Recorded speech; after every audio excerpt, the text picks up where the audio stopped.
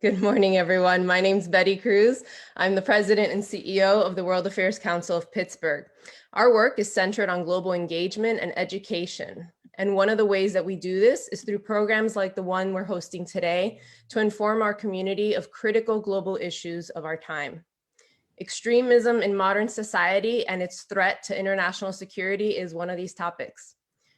With the insurrection on the US Capitol on January 6th, now just over a month behind us, but not forgotten, it is our honor and responsibility to host this important conversation with all of you today. So without further delay, I'd like to introduce Mila Sanina, who's going to moderate today's conversation with our panelists and esteemed expert speakers. Mila is the executive director of PublicSource, a nonprofit, nonpartisan newsroom delivering public service journalism in the Pittsburgh region. Under Mila's leadership, PublicSource has been built as a convener, an innovative newsroom, which is known for its deep local reporting on issues of environment, police accountability, local government, education, and economic development. Once again, it's our great pleasure to be with you all today. Mila, please take it away. Good morning. Thank you, Betty, for such a generous introduction, and to the World Affairs Council of Pittsburgh for hosting this conversation and convening this esteemed panelists, a panel on extremism and its threat to international and national security. In the beginning of this conversation, my role is really to highlight the expertise that we have in this virtual room and give an opportunity to you to understand and better ground ourselves in this important topic. Obviously, the topic is nuanced and complex, and we have only 1 hour. So I would encourage you to post your questions. Olivia from the World Affairs Council will help me screen them, and I will be asking them to our panelists. I would like to start with Vidhya, and will allow all the panelists to introduce themselves briefly, and then leave 3-4 minutes for a bit of an introduction to give us a context and better ground the audience and everybody who's joining us in the topic, and from their vantage point, because they all come from different expertise and from different background. And I think it would be very helpful to do that in the beginning and set the stage for further interactive conversation. We want this to be vibrant, so let me reiterate that please, please, please leave your questions in the chat, and we will be making sure that we're going to make this discussion vibrant and engaging. So Vidhya, why don't you start? Great, thank you so much, Mila. Thank you to the World Affairs Council for the invitation to join you all and to join Mila and Colin and Michael today. My name is Vidhya Ramalingam. I'm co-founder of Moonshot CBE. We're an organization that works with governments, with tech companies, and broadly with the international community to respond to violent extremism in its many forms and to a range of other online harms. We work predominantly in the online space. And Mila, just to check, would you like me to go ahead and begin my kind of 3 minutes overview, great, of the issues from my perspective? So we as an organization have been monitoring and tracking domestic violent extremism across the US for the past 4 years. And in September of last year, we stood up a rapid response team to begin doing what we called crisis monitoring at the time.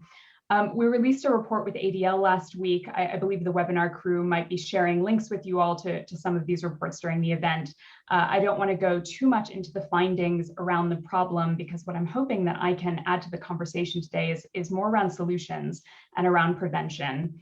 Over the past 4 months, while we were doing crisis monitoring, we also have been running crisis response campaigns across the United States to directly engage audiences that are at risk of domestic extremism online. And there were a few learnings that guided this and guided our approach along the way. Some learnings from our efforts to engage with domestic violent extremists over the last several years in the US.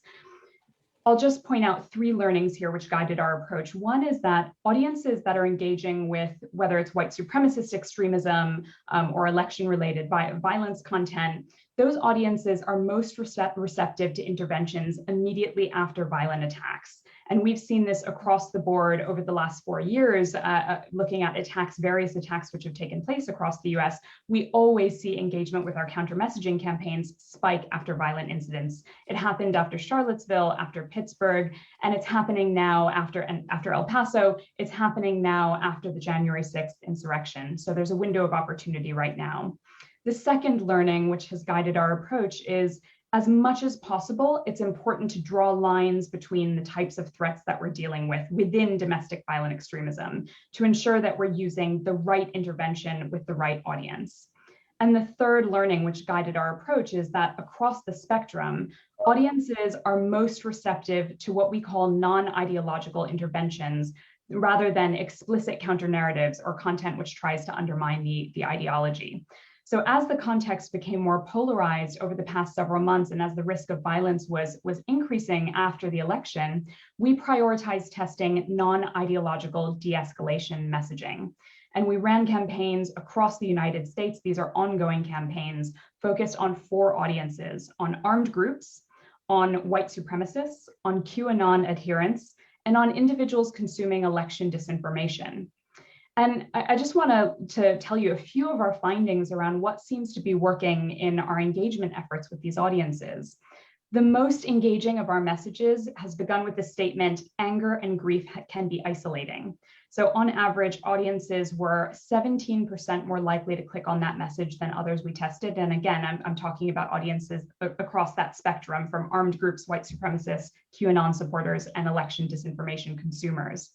Armed groups audiences were most receptive to essentially messages which are attempting to provide some sense of calm and ask them to think about and reflect on their actions. So messages like, "Don't do something you'll regret," "Self-control is key," offering them mindfulness exercises to de-escalate from anger. Armed groups audiences were also most receptive to American identity messaging, messages which say things like, "When you make yourself better, you make America better, learn how." And it's almost a kind of mixing of patriotism with self-care and self-help. And QAnon audiences engaged most with what we called our empathy anger messages. So messages which say, "Are you feeling angry? Learn how to escape the anger and to move forward." And the reason why I wanted to tell you a little bit about about the messages that we're finding most effective is that the concept of loneliness, this concept of the need for psychosocial support, has been a really important part of our engagement with the QAnon ecosystem. A lot of those folks have alienated themselves from basically everybody. So what we've been trying to do is harnessing and redirecting that sense of loneliness towards something more constructive. But really importantly, and I'll just say a few final points here, we worked with partners to set up a 24/7 crisis text messaging support line where users that we're reaching out to, so at-risk users, can text in and speak to a counselor over text message at any time of the day to access immediate support.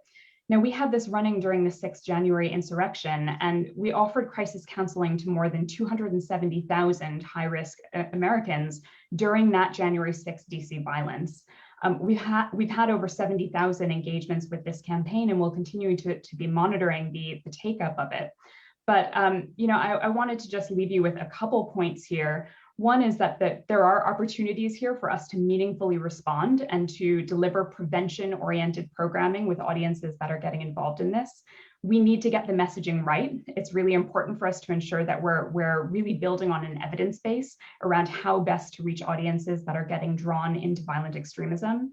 And the third point here is just how critical it's been to, as much as possible, draw lines between the types of threats we're dealing with within domestic violent extremism to ensure we're using the right interventions with the right audiences. Thank you, Mila. I'll hand it back to you. Thank you, Vidhya. Dr. Colin Clarke, why don't we go to you next? Sure. Thanks so much to the World Affairs Council for having me, and it's great to be on a panel with such distinguished experts.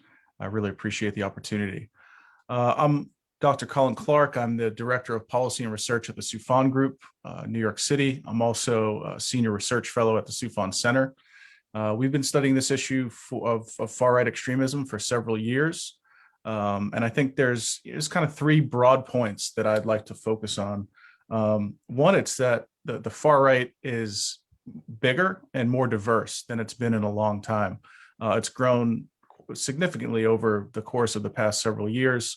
And the COVID-19 pandemic has played a large role in this. Everyone is at home, they're online, they're consuming disinformation, they're consuming propaganda, hateful rhetoric, et cetera. We've also got, last year was, I think in many ways, a double whammy with the election. So that's driven many people to their kind of ideological poles, as it were, in some cases, really across the board. It's centralized and decentralized, right? So we've got actual more kind of organized movements like the Oath Keepers, the Three Percenters, your traditional anti-government militias. But then we've got these kind of more disparate and harder to characterize movements, the Boogaloo, QAnon. You've got groups like the Proud Boys. And then, as some great articles recently have shown, individuals that were involved in the insurrection at the Capitol on January 6th, many were unaligned and didn't belong to a specific organization. So you've got quite a mix in there. You've also got white supremacists, neo-Nazis, and others of the traditional far right. And that was evident in some of the clothing and signs that we saw the day of January 6th. The other point, second point, is that this isn't, we call it domestic violent extremism or racially and ethnically motivated terrorism. This is not just an American problem. This is a transnational issue.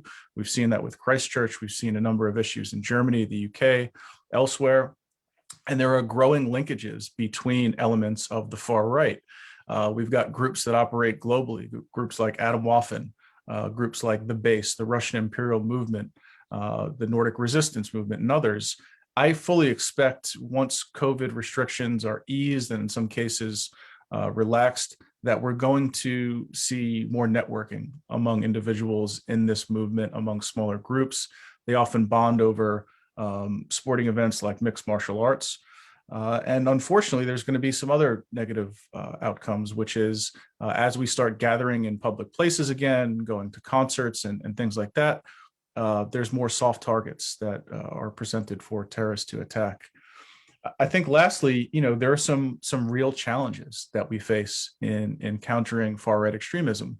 One of the issues we have is for the past 20 years, we've been almost solely focused, at least in the United States, on the threat from Salafi jihadists, on Al-Qaeda, ISIS, and their respective affiliates. We developed a worldwide counterterrorism architecture and infrastructure to deal with this threat. And that was primarily focused on groups and organizations based overseas. Now we're dealing with individuals and movements here at home.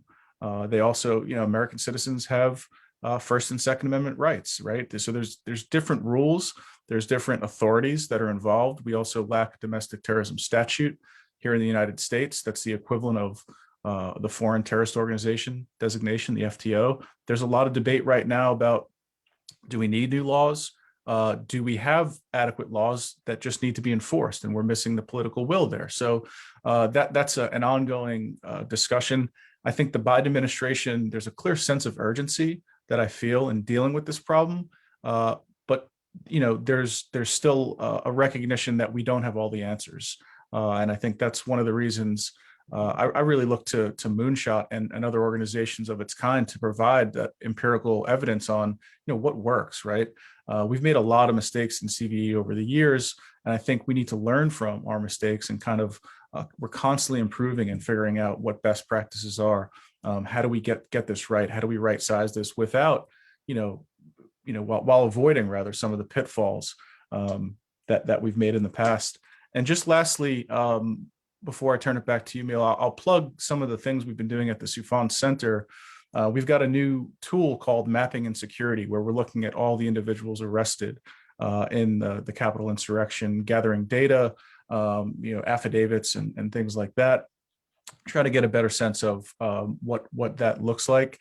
And that's in addition to our resource library, where we've got all of our reports, all of our intel briefs on this topic. We put out a report in September 2019 looking at the transnational dimensions of white supremacy, mapping these networks. And so we've got that in addition to reports on the Russian Imperial Movement, the Atomwaffen Division, and several other elements of the domestic violent extremism threat. Thank you. Thank you, Dr. Clarke.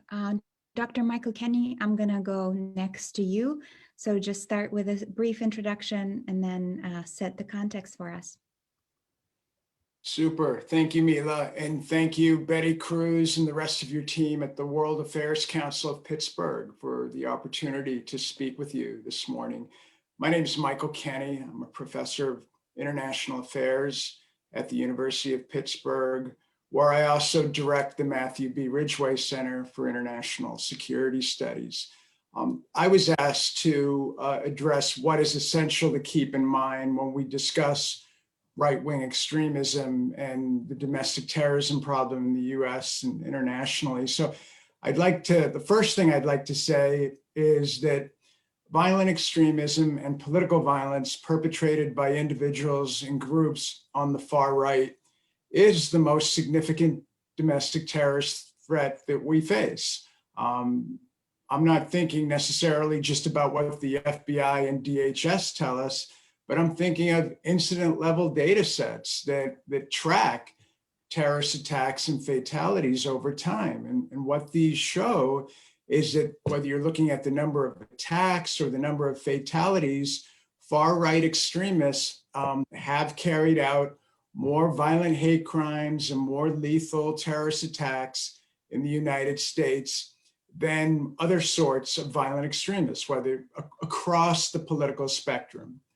And I make that point because one of my research areas is actually the far left. I've been researching anarchists and anti-fascists since 2017, was able to do some interviews and some field work.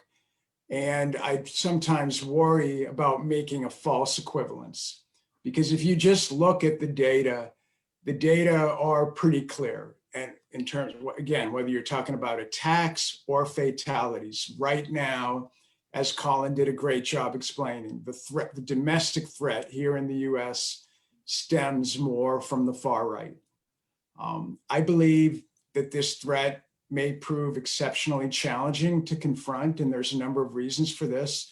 One is, and I think it's important to face this, it's deeply ingrained in American political culture, our political culture, the political values and ideological beliefs associated with far-right extremism and far-right violence. I'm thinking here, the anti-communism, anti-federal government, anti-taxism, militias, survivalism, anti-abortionism, nativists, white nationalists, alt-right, the QAnon conspiracy theories, and of course, white supremacy and anti-Semitism. Unfortunately, many of these beliefs are widely shared in the US and they're subscribed to. As Colin noted, the far-right extremist movement is diffuse and it's complex.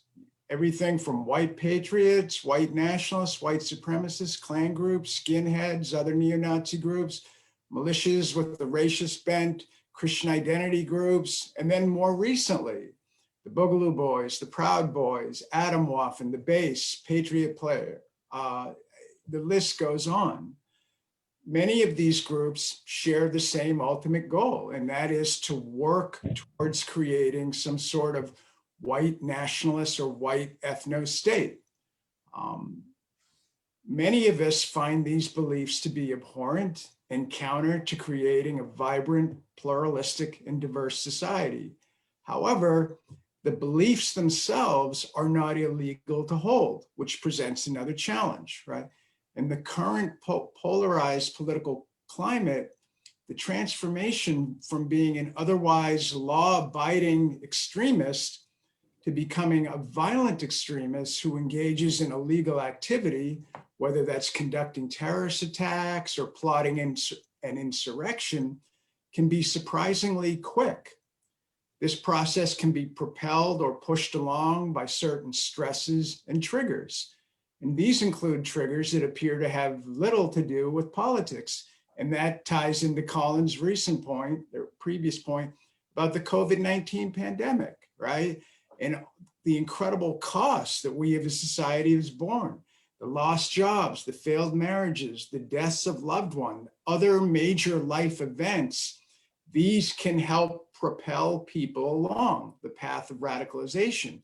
Add to this mix the influence of social media and the internet and spreading these ideas and creating online communities. That's very important, right?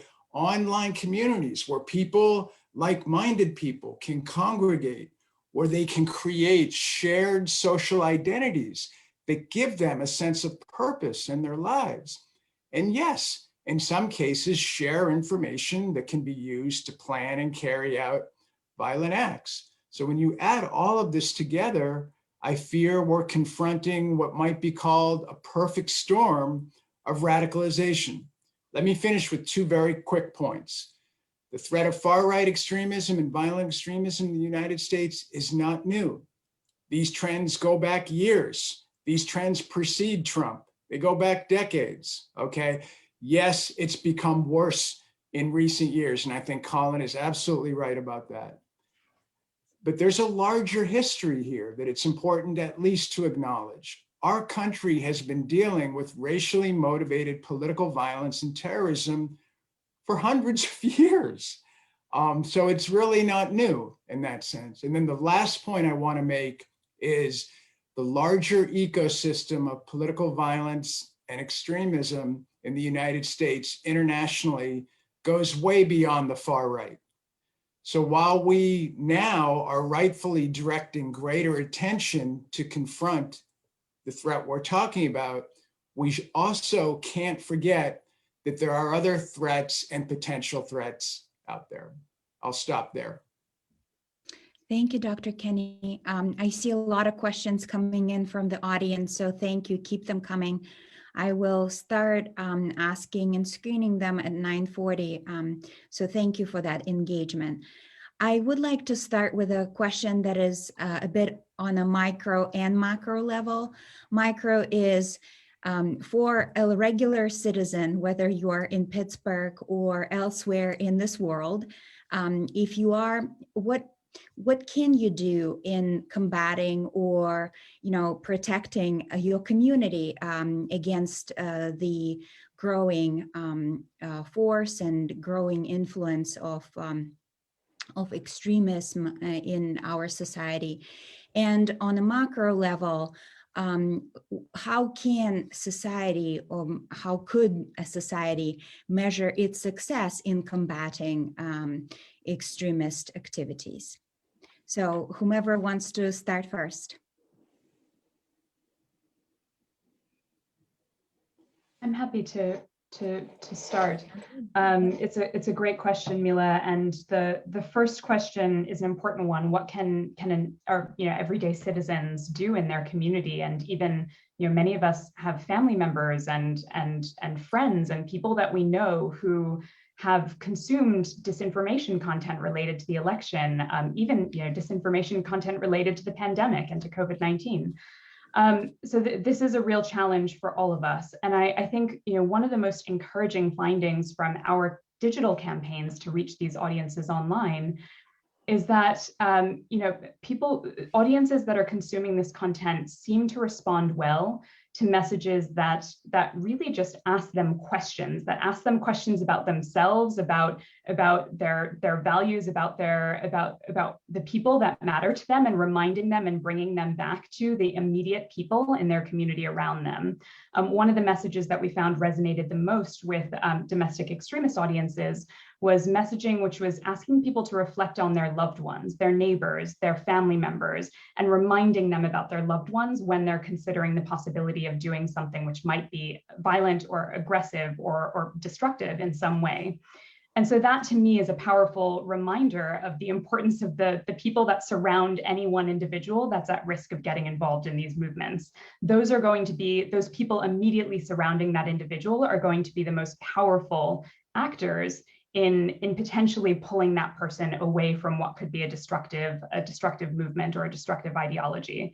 Now, one of the challenges here is that it can be really tempting to try and fight, especially disinformation, with facts, with counterfacts. I know the temptation and the urge to fight with more facts. unfortunately, when we've been trial testing messages with these audiences, unfortunately, fact-based messaging tends to be the least effective.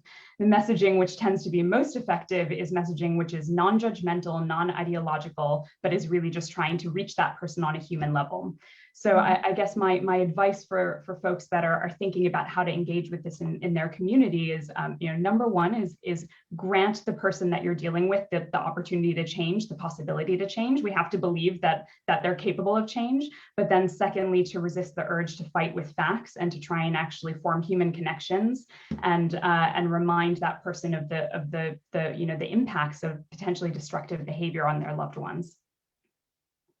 Yeah, I'll add to that. I think, what Vidhya said is spot on, and it's counterintuitive, right? Especially for researchers. We want to respond with facts, with data, with empirical evidence, because that's the way our brains work, right? Oh, we're pointing out, well, actually, here's a more legitimate source of information. Here's something more credible. I found it in my own personal life to also be counterproductive. It actually drives people further into their foxhole. And I'm talking about friends and family and loved ones who I've seen, for lack of a better term, radicalize. It's painful to say that, but over the last 4 or 5 years, people that have gone from never mentioning, not caring about politics, to being rabid Trump supporters who want to argue about everything, and particularly seek out an argument with people they know study this because they want to prove their point. What I've done is I've learned a lot from a friend of mine, and his name's Patrick Skinner. He's a law enforcement officer in Savannah, Georgia, and he talks a lot about what he calls the neighbor mindset, right? We've been fighting this global war on terrorism, but if you just focus on your community, on your neighbors, it sounds corny in some ways, but it's actually, it makes a big difference. And so I've thought a lot about that, about working in my own community, about, sharing my research. I've done so at the local library. Pre-COVID, doing events at the World Affairs Council. I think it's important to focus on our communities rather, than spending all of our time thinking about what's happening globally. I think it can make an impact. In conversations with neighbors, I've, really focused on being respectful, right? Even when we disagree, not being condescending, not being dismissive of their opinions, even if I find them to be quite different than my own and maybe not based in facts and evidence.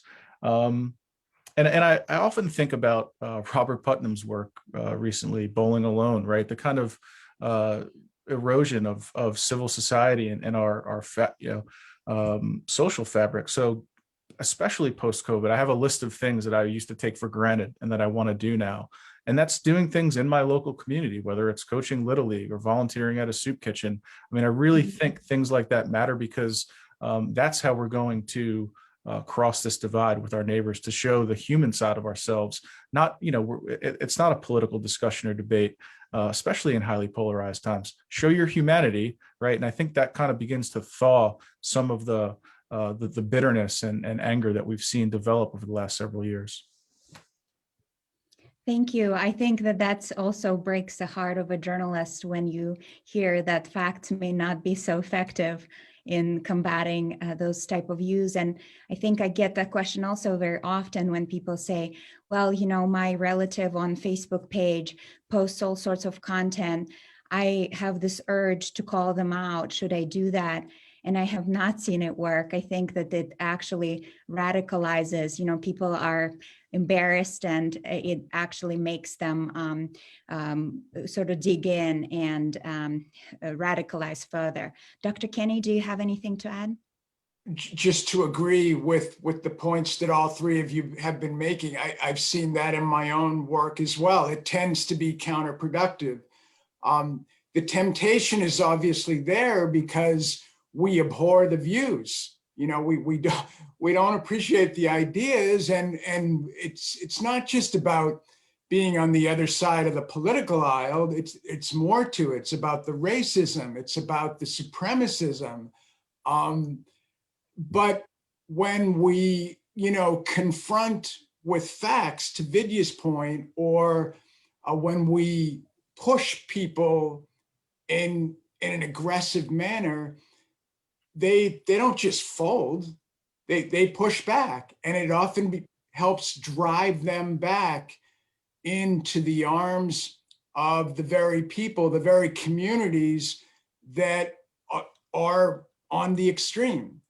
And where I've seen this in my own work is with respect to outlawed Islamist activist groups in Britain.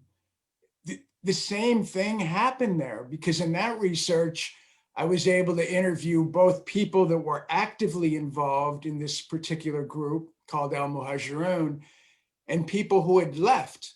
So the respondent sample, I had that variation. And I remember very clearly some of the interviews that I had with the people who had left. And we would talk about, why did you leave? What were some of the factors that helped? And it's always struck with me that more than one respondent said, what really helped me was having conversations with loved ones. But to Vidya's point, they were non-judgmental. It was just basically talking with my dad, and my dad, listening to what I said and not necessarily agreeing, but just kind of maybe gently nudging, well, that's interesting, but you may want to look at some other scholars as well, because of the sort of information that they were working with. But again, the importance of not being judgmental, not pushing back, but doing our best to not necessarily accept their views, but not threaten them in order to begin that process. Because leaving and moving away from these ideas is very much a process. It's not a light switch that you can turn on in a day or a week. It's engagement, and so I think these are really important points that Colin, Vidhya, and Mila are making. Mila, could I? Yeah, I'm sorry, Mila, I just really quickly wanted to piggyback off of Michael's comments there, and just to a reminder of how important this is right now in particular. As we've been monitoring QAnon, as QAnon has been fragmenting, we've seen pretty high levels of disillusion rising within QAnon. So, QAnon supporters falsely predicted a coup against Trump. They falsely predicted a plot by a leftist militia group to siege the White House. As audiences realize that the prophecies were false, we've been tracking just the fraying mental health of so many audience members that once bought into QAnon. We're seeing people online writing about how, saying, my son won't speak to me anymore. I lost my job. My family won't talk to me. And we've seen amongst all of those comments, we've seen high levels of expressions of extreme anxiety and even suicidal thought. So some of these communities, I think it's an important thing for us to remember right now. Some of these communities are hurting as much as we may loathe what they stand for, they're hurting. And there's an opportunity now to work with them, to support them, to help them move on from a really destructive set of conspiracy theories. So just wanted to also just add how important this moment is right now for us to be approaching these audiences with that kind of care. Yeah, I think thank you for making that point. And I think that's a good point to go from micro to macro. And if you could weigh in, Dr. Clarke, I'd like to start with you on what are some of the maybe hopeful signs that you are seeing on the federal level or maybe even international in combating extremism and in the US specifically with the new administration, domestic terrorism and how it's viewed. I think it's, as a society, we often wonder how can we measure the success that some of the policies or measures that the governments are taking, are they being successful and how could we evaluate them? Yeah, it's a great question. Before I answer that, I just want to touch upon one thing Vidhya mentioned toward the end in terms of reaching out to disillusioned members of the far right, especially QAnon adherents who are now kind of going through a crisis of identity of sorts. If we don't reach out to them, others will, and will pull them into far more radical groups. In fact, it's happening already.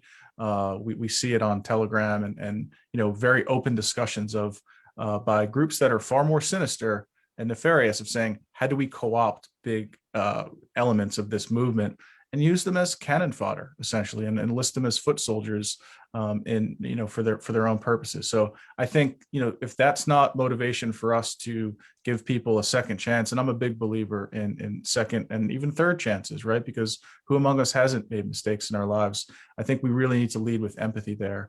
And this isn't just, I've said this before and somebody called me a tree hugger. I assure you, I've worked on counterterrorism for 20 years. This is, it's not all about hard power, right? We've done that, and it's got, it's had devastating consequences in some cases. That's got to be part of it, but we've got to lead with empathy, and we've got to think about this in a smart way. To get to your question on measures of effectiveness, it's really difficult. That's among the most difficult questions I've wrestled with as a researcher. I spent 10 years at the Rand Corporation, where we were constantly trying to look at evaluation, at measures of effectiveness, et cetera. The Biden administration, again, does have a sense of urgency, recognizes the severity of the problem, has appointed, Josh Geltzer to the National Security Council to tackle this. So someone with deep experience and understanding of the issues we face.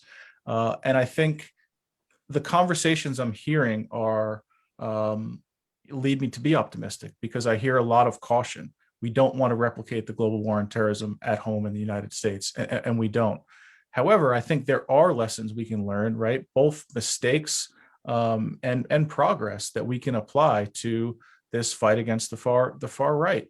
One of the lessons is working with our partners overseas, which we've done for the last 20 years, the Europeans, but other members of what we call the Five Eyes community, to share intelligence, right? To analyze these groups. I hate to say it. I mean, people have talked about what happened at the Capitol on January 6th as the logical culmination of 4 years of Trump. I disagree. I think that it's the beginning of something, and we're really in the kind of nascent stages right now of thinking about how to combat and counter the far right. And we're starting right now at what does the threat look like? We're mapping it out. The intelligence community has been tasked with some new authorities to look at that. And so I think, learning what worked, what didn't from the fight against Al-Qaeda and ISIS, but being more creative and thinking beyond that, because we've got new tools, but also the dynamics have changed quite substantively. And I think it's important. I'll go back to what Michael said to start off. This isn't a new problem. We've been here before. We've been here in this country. And I think what makes it more challenging is how closely intertwined some of these ideologies are with our own domestic political system and political fabric. I mean, I noticed next to Michael, he's got Kathleen Belew's book, Bring the War Home. And for anyone that hasn't read that, I urge you to. I mean, it really details quite nicely, the evolution over time of white nationalism in this country. I've been reading a lot about the KKK, right? And so this is, white nationalism is not really fringe in the United States. It's kind of always been there, lurking beneath the surface. We need to acknowledge that, and I think we need to, to look at evidence-based policies. It's another reason why Moonshot and organizations like it are so critical. Thank you. Yeah, that's one reason why I was so happy to have Vidhya involved in this panel, because I think CVE or prevention is going to be absolutely critical in how we deal with this threat. And the good news is, thanks to people like Vidhya and her colleagues and other organizations, Life After Hate, and Cynthia Miller Idris's group based at American University. That's Cynthia's book right there. There's a lot of organizations out there that have been working on this for years. And in some cases, like Moonshot, they're doing a very good job of developing evidence-based practices that can inform our response. Mm-hmm. So I agree completely with Colin that it's a tough nut to crack here in the US. I talked about the connection in terms of political culture, but I like the way Colin phrases it too. I mean, the reality is it is woven in in important ways into our political system. It's the reality. That's what we confront. So that's another reason why I think prevention and CVE, the soft side of counterterrorism, right? Because the first 15 years of the war on terror, to Colin's previous point, very much focused on hard power, military campaigns. Is it any coincidence that we confronted an exotic other in that period of the war, right? I mean, we can have that discussion, but at any rate, the US government did learn and eventually conceded the point. We're not going to win this with hard power alone, that there's a whole other side to the coin here. And that's the importance of work that people like Vidhya and her colleagues are doing. Thank you. I'm gonna segue into our questions from the audience. There is the first one that is, what role, if any, does gender play in modern extremism? And specifically to Vidhya, are there differences that you are seeing in the ways we should target CVE campaigns towards women and men? Yeah, it's a great question. And actually, we recently crunched the numbers to break down the gender of the audiences that we had been looking at engaging with far-right extremist content, both in the United States and then across a range of other countries. And the rough figures showed, this is from data over the last year, so I think it's from 2020 in particular.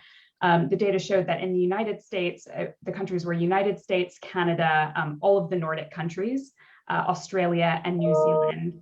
The average split between genders of the audience that was consuming far-right extremist content was roughly 25% female and roughly 75% male on average. Now, that's not a negligible size of the audience, not a negligible portion of the audience that is self-identifying, and that's from data that's essentially data that individual users have told social media platforms what their gender is, so it's self-reported. Now, with 25% of the audience being female, we need to ensure that when we're thinking about designing prevention mechanisms, that we're ensuring that they're gender sensitive and that we're taking into account the unique needs of women as they're getting involved in these movements, but also as they're leaving these movements. And there's a number of researchers over the last several years who have specialized in the role of women in these groups.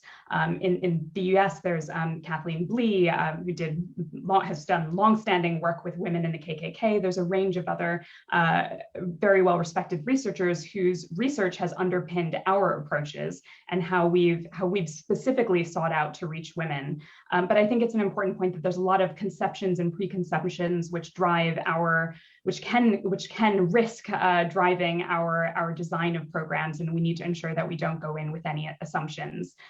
One of the things which I found fascinating, this is now from several years ago when we were testing how violent extremist audiences, men and women violent extremist audiences engage with counter content.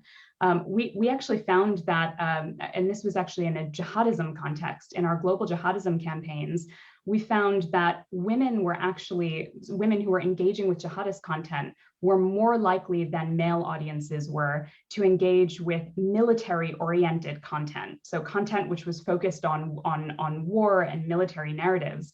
Now, this was fascinating for our teams because it completely threw into question a range of preconceptions around what might be interesting to female audiences. So I just say that by way of example, as we're approaching the domestic violent extremism space in the United States, it's really important that we go in and really be data driven around how we deal with the gender divide and how we deal with specific interventions for women. There is a question about, about international security and how what's happening in the US could affect other countries. So the question is there evidence that large extremist events in one country trigger similar events in other countries? And to that extent, there is more specific question about Europe. About far-right extremists are currently the greatest violent threat in the US. Could that also be said for Europe? Who wants to tackle that one? I don't mind jumping in, although I know Colin and I'm sure Vidhya as well could speak to it too, but yes, there in terrorism studies, over the last couple of decades, there's been a lot of work done on what's sometimes called the diffusion effect, the spread of terrorist ideas, or talking about ideologies, but also tactics and practices. And so there's been research which has shown that terrorists, people that engage in political violence more broadly, when they see something that works in one place, they often try to imitate it, to incorporate it into their own repertoires of contention, or the things that they do to promote their cause. So whether you're talking about suicide bombings, for example, there's been work by Michael Horowitz and others on the diffusion of suicide bombing, which became associated with the jihadis, but actually the Liberation Tigers of Tamil Eelam in Sri Lanka were one of the original innovators and practices, people that engaged in more suicide attacks than any other group. So there is research on the diffusion of political violence. And then there's a separate set of research that looks at things like adaptation and learning and mimicry. And kind of a common theme emerging from a lot of this research is violent extremists and terrorists, they learn from each other. They indirectly and directly. They learn ideological ideas, and they also learn more tactical ideas. And then to the point about the far right in Europe, again, yes, it's a problem, and no, it's not new. I mean, the rise of the far right in Europe, the Golden Dawn Party in Greece, other far right nationalist parties in other European countries, this has been going on for years and years. I mean, these trends, it can be traced back to the 80s. So yes, it's happening, and no, it's not new. Yeah, I would add to that. I think we've seen in our September 2019 Soufan Center report, we've got an entire section comparing and contrasting jihadis to white supremacists. There's a significant degree of emulation, which is surprising given that white supremacists, what they profess to believe. They're still emulating, and in some cases have great respect for what jihadis have done. They've even referred to white jihad in their own writings. They've put out propaganda with Osama bin Laden, glorifying Osama bin Laden for what he's been able to do. We're also seeing a lot more cases of what another terrorism scholar, David Gartenstein-Ross, has called fringe fluidity. So this level of being comfortable holding multiple ideas that might seem contradictory at first. I'll just name a couple of people, and Bruce Hoffman and I wrote about this in an article we called The Next American Terrorist in the Cipher Brief this summer. Nick Young, who is a Northern Virginia transit cop, was arrested for supporting the Islamic State, but he also admired Hitler and the Nazis. Devin Arthurs, an individual in Florida who was one of the original Adam Waffen members, converted to Islam and then murdered his neo-Nazi roommates because they were insulting his newfound zeal for his religion. Ethan Melzer, a member of the US military, arrested overseas, was flirting with jihadism, far-right views, and Satanism. So all of these things taken together shows how different the enemy we're confronting today is than enemies of the past. But there also, as Michael said, are these common threads. We see that. The other thing that I think is interesting to watch, particularly in Europe, is this concept of reciprocal radicalization. So as the far right grows, other aspects do too. We see that here in the United States. Overseas, it's been driven, one, by a spike in jihadi terrorist attacks. If you go back to Paris, November 2015, Brussels, March 2016, that's invigorated the far right. Layered on top of that, you've got second order effects from civil wars around the world that contributed to the migrant crisis, which also powered the far right at the political level, all the way down to the kind of street gang level and everywhere in between. So that kind of yin and yang, there's so many moving parts here to be aware of. It's rarely as simple or as black and white. as it seems at first. I might just add one point myself, Mila, on European responses to the threat. There's a lot, as this administration is moving forward, and with the new NSC initiative focused on domestic violent extremism, there is a lot of learning that the US government can take from European governments' responses to this form of extremism in particular. As early as the early 2000s, European governments were investing in and investing quite a lot of money in building up prevention architectures to deal with right-wing extremism in particular. There were exit programs which have been running now for the bones of 20 years in countries like Germany and in Sweden.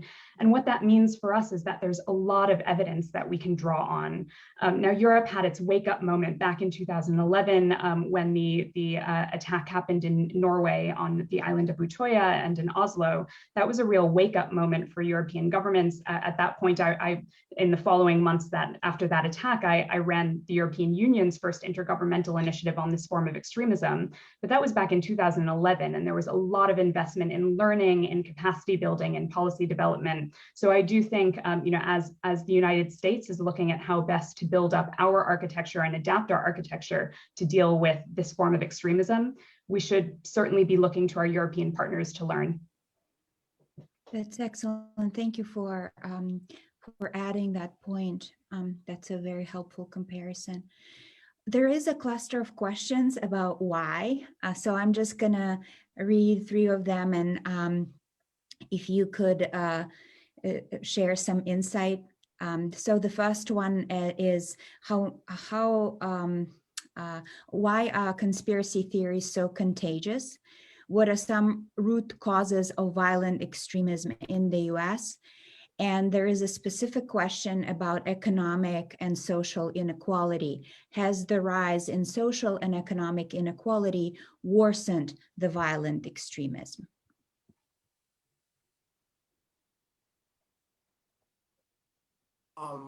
I'll start, I guess, and I'm sure Colin and Vidhya will say much better things than me. But when I hear questions about the root causes, it just always reminds me of this long-standing debate in the terrorism studies literature over this very question, the question of root causes. And that debate tends to come down on the side that certain factors like poverty in particular are sometimes overplayed in the media, that when you look at individuals who actually engage in terrorism per se, or that poverty is often not a primary driver. Now, that's not to say that no one who gravitates towards extremism is influenced by, the current socioeconomic challenges that they face. We're dealing with a pandemic, and I do think you see that as well. I mean, people are struggling, right? People are struggling, as Colin emphasized earlier. They're home.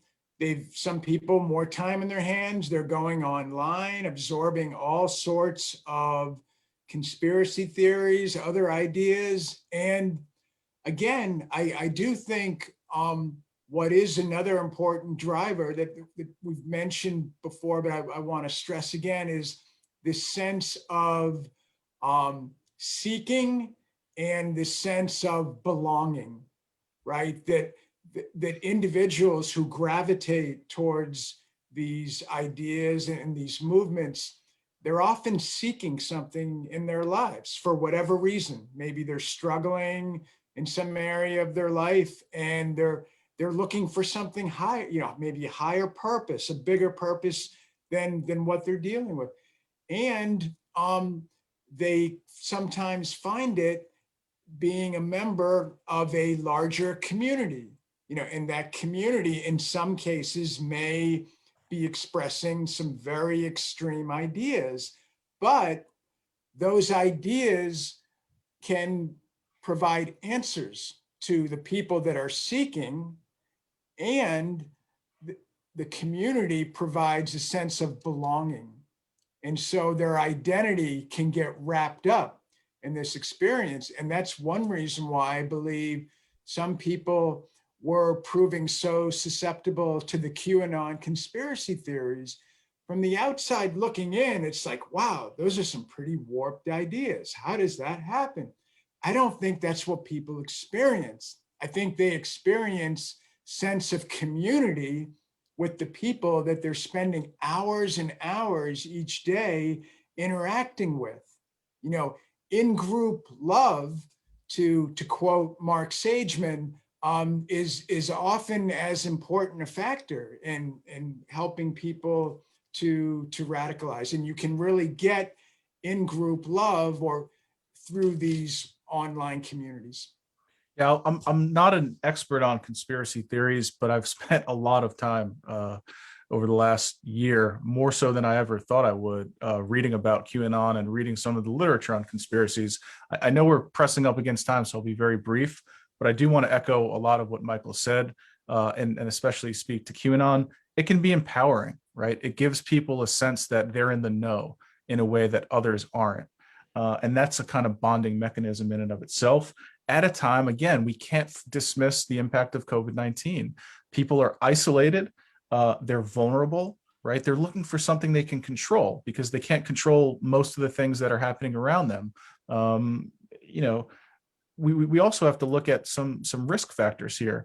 Just look at the data coming out from last year. Domestic violence at an all-time high, anxiety, depression, substance abuse, right? And against that backdrop, what have we done as Americans? What have we purchased?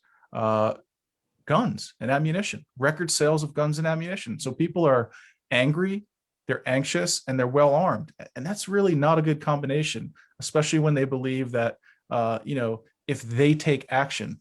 You know, I'll close with this. If you look at the language that Robert Bowers used in the Tree of Life Synagogue, he said, "Screw your optics, I'm going in." He envisioned this army of people behind him that he was defending. He was the vanguard, right? He was sacrificing himself. And that's, you know, that kind of mindset leads people to get from behind the keyboard and do things in real life. And that's the most dangerous part of this threat. Vidhya? Yeah, I mean, I'll just be echoing and repeating everything Colin and Michael said, but just as a final point, I mean, you know, extremist movements thrive on moments of crisis. For white supremacists in particular, their whole ideology is premised on this notion that a race war is coming. So crises are moments where we see these actors just grasping to turn fear and anxiety into society into an opportunity for them to grow. And over the past year, we've just experienced multiple concurrent crises, each compounding the other. So we are in a particularly vulnerable moment right now as a society. And this is why we're also in an unprecedented moment when it comes to the scale of this sort of content and these sorts of movements online. But I might just end with Michael's point. You know, I was thinking about that social inequality question, and yes, inequality certainly, you know, it drives polarization, but it's not quite as simplistic as, you know, someone who's socioeconomically disadvantaged is therefore going to have grievances and join an extremist movement.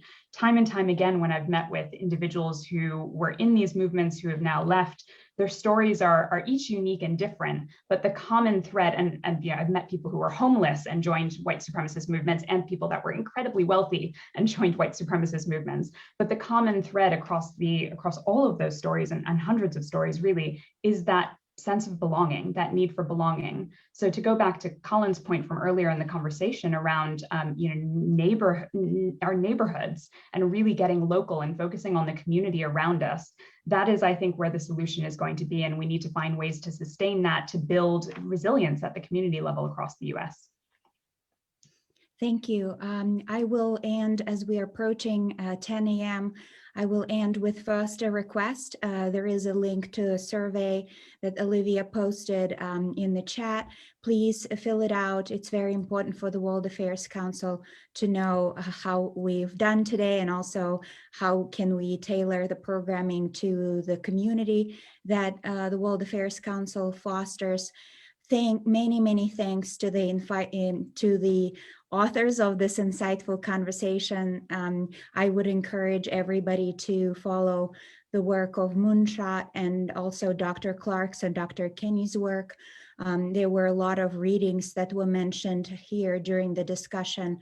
Thank you all for all your insightful questions that made the moderation and my job pretty easy today. I hope everybody stays safe.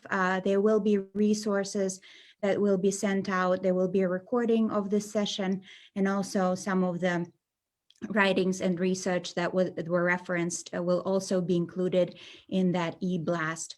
Thanks again for joining us. I hope you stay safe and stay sane and protect the loved ones in your community and the society at large. Thanks again to our panelists. This has been wonderful, fascinating, and insightful.